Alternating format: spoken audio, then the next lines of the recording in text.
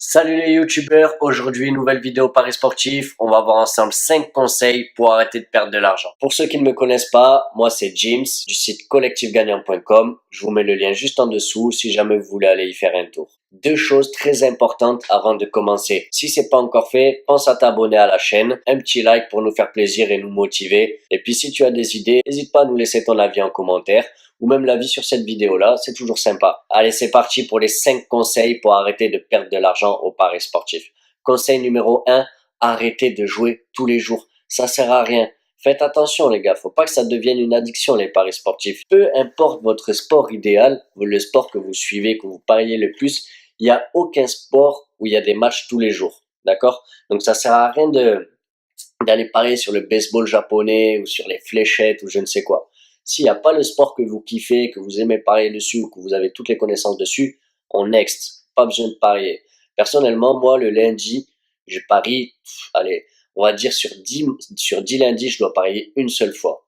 Le lundi, c'est repos. On a fait beaucoup d'émotions, beaucoup de travail pendant le week-end sur énormément de matchs. Le lundi, c'est stop. En plus, souvent, le mardi, mercredi, on enchaîne avec la Ligue des Champions ou les journées de championnat en retard. Donc le lundi, la plupart du temps, c'est no bet. Conseil numéro 2, très important, pas de sentiments dans les paris sportifs. On joue contre les bookmakers, on joue contre des robots qui calculent des cotes.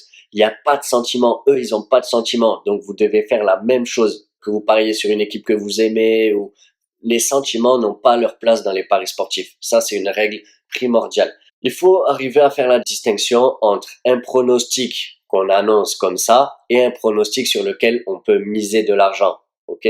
C'est pour ça que je vous dis, il faut pas chercher à avoir raison face à un bookmaker. Donc si vous voulez les jouer avec les sentiments, avec votre ego, allez-y.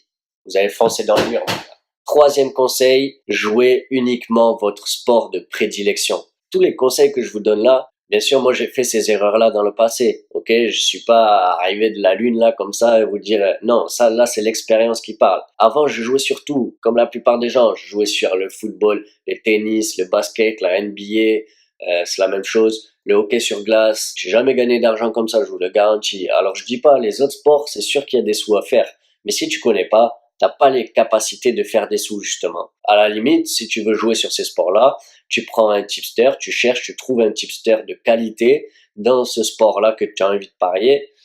Personnellement, c'est ce que je fais. Moi, j'aime bien le sport en général. Je regarde tous les sports à la télé. Si j'ai envie de parier sur un sport, je vais chercher un tipster que je vais analyser et après, je vais suivre ses pronostics à lui parce que je sais qu'il aura plus de connaissances que moi dans ce domaine-là. Par exemple, le tennis, c'est un sport qu'il faut énormément de connaissances pour pouvoir jouer dessus.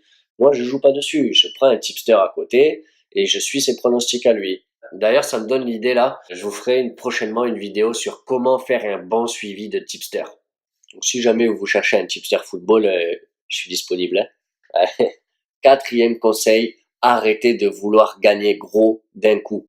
Admettons, tu fais ton combiné à 8 matchs. Hop, tu mets tes 1 euro dessus. Mais sur ces 8 matchs-là, sélectionne-en 2, 3, tu vois, ou un même, où tu es sûr. Et au lieu de mettre 1 euro, ben, tu mets 10 ou 20 euros dessus. C'est des exemples que je te donne, tu vois. Pour ceux qui jouent avec des sommes entre 5 et 10 euros, faut se dire une chose dans les paris sportifs, c'est comme la bourse. C'est, tu gagnes en fonction de ce que tu mises. Tu vois, si tu mises petit, tu gagnes petit. Si tu mises gros, tu gagnes gros. Contente-toi de gagner petit. Et si tu gagnes un petit peu tous les week-ends, ben, tu verras qu'à la fin du mois, regarde, je te donne un exemple.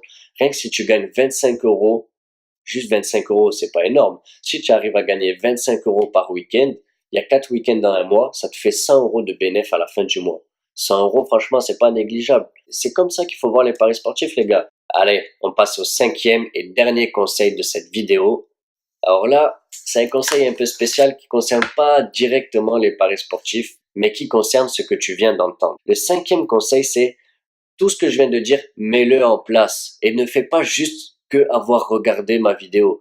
Ça, c'est l'erreur de beaucoup de monde et ça a été la mienne aussi par le passé, hein, de pas écouter les conseils qu'on me donne. Si tu les écoutes, ça rentre par là, ça sort par là, c'est pas la peine. Quand tu regardes des vidéos sur YouTube comme ça, ou peu importe, prends ton cahier, tu prends un stylo et tu marques, tu prends des notes. Parce que sinon, à la fin de la vidéo, au bout d'une heure, ben, t'as oublié déjà. Donc, pense à prendre des notes et à mettre en place surtout les conseils qu'on t'apprend. Du coup, voilà. on a fait le tour des 5 conseils que j'avais à donner pour arrêter de perdre de l'argent dans les paris sportifs. Maintenant, c'est à toi de les appliquer, c'est à toi de les mettre en place et tu verras que tu passeras un cap d'évolution très important dans le domaine des paris sportifs. Du coup, on n'oublie pas de s'abonner, de nous mettre un petit like et un petit commentaire sur la vidéo pour nous motiver. Maintenant, si tu veux en savoir un peu plus sur nous, sur ce qu'on fait, tu peux nous ajouter sur Instagram. Je vous mets le lien juste là ou alors vous l'avez aussi dans la description. Allez, ciao YouTube!